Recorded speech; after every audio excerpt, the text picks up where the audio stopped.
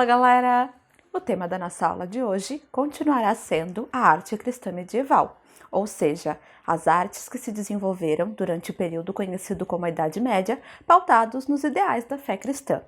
Hoje falaremos mais precisamente sobre a arte românica. A arte românica desenvolveu-se entre os séculos XI e XIII em países da Europa. Esses países estavam se recuperando das invasões bárbaras, que foram um marco para o fim da queda do Império Romano. Lembram-se? O legado que o Império Romano deixou foi longo e vasto, influenciando inclusive a denominação dessa forma de arte que surgiu muitos séculos depois. A arte românica foi chamada assim por arqueólogos a partir do século XIX, que perceberam a influência da Roma antiga em algumas manifestações artísticas desse período da Idade Média. Essa nova forma de arte que surgia estava pautada em aspectos da vida do homem medieval.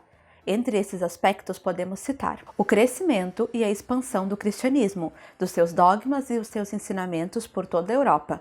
O surgimento do teocentrismo, que é a visão que coloca Deus como centro de tudo. O início das peregrinações, que eram viagens longas que os fiéis faziam a lugares sagrados, como por exemplo Jerusalém, em Israel, local onde Jesus morreu, Roma, na Itália, que até hoje é a sede da Igreja Católica, e ainda Santiago, na Espanha, local onde está o corpo do apóstolo Tiago. E por fim, o perfil do homem medieval, que era camponês, servo e guerreiro, e constantemente estava dividido entre as concepções de céu e terra, entre a cruz e a espada. Os monges eram verdadeiros estudiosos, desenvolviam as tarefas de arquitetos, escultores, pintores, ourives e copistas. E os mosteiros eram verdadeiras cidades, onde desenvolviam-se a agricultura, a economia e diversos ofícios. Dentro desse contexto, surge a arte românica, que manifesta-se através da arquitetura, da escultura e diversas formas de pintura. A arquitetura é marcada pela intensa construção de igrejas e castelos, que eram chamados de fortalezas.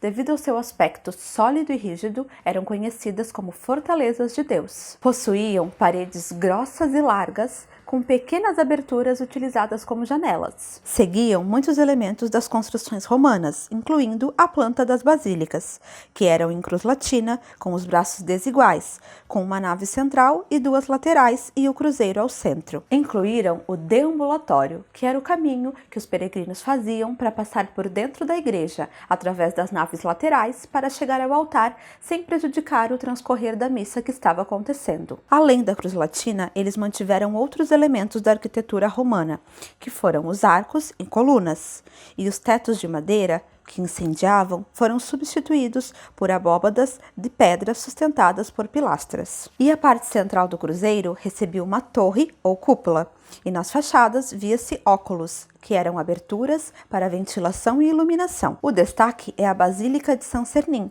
localizada na França. É a maior igreja românica conservada na Europa, dedicada ao santo Sernin, que foi o primeiro bispo da localidade, construída entre 1080 e 1120. A Catedral de Pisa é outro exemplo de arte românica, localizada na Itália.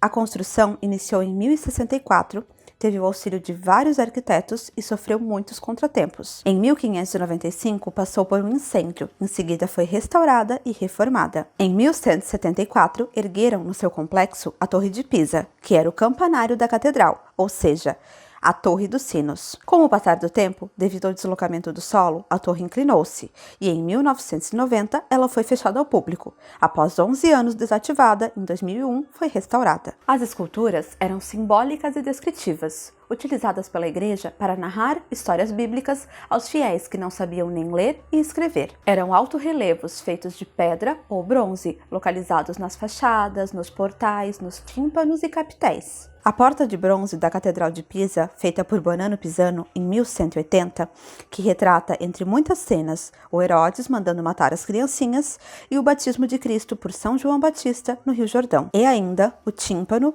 o juízo final, localizado na Catedral de São Lazare, na França, onde podemos ver Jesus em uma mandorla, à direita o paraíso e à esquerda o inferno, representado com monstros e demônios, e abaixo dele o purgatório. Na pintura desenvolveram diferentes técnicas, mantendo a técnica do mosaico, que consistia na colagem de pequenas peças coloridas no chão, nas paredes e no teto das igrejas, formando imagens. além da técnica do afresco, que consistia em pintar sobre o gesso e o cal ainda molhado. Mas o destaque da pintura românica está nas iluminuras, que eram pequenas ilustrações feitas nos pergaminhos medievais. Na Idade Média, o conhecimento estava guardado nos mosteiros e cabia aos monges a exaustiva tarefa de transcrever os textos de autores gregos e romanos e copiar os evangelhos, além de ilustrar os pergaminhos. Esse trabalho era realizado no escritório, que significa escrever.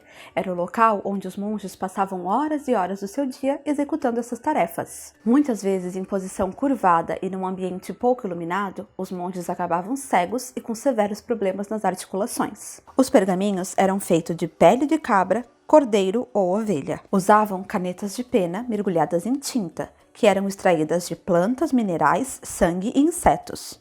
O pigmento era misturado a ovo cru e cera de abelha para ficar mais consistente e permanente. A letra inicial do parágrafo ou do capítulo tinha um tamanho maior do que o resto do texto, decorada com arabescos, ramagens, flores e cenas em miniatura. Resumo da aula de hoje.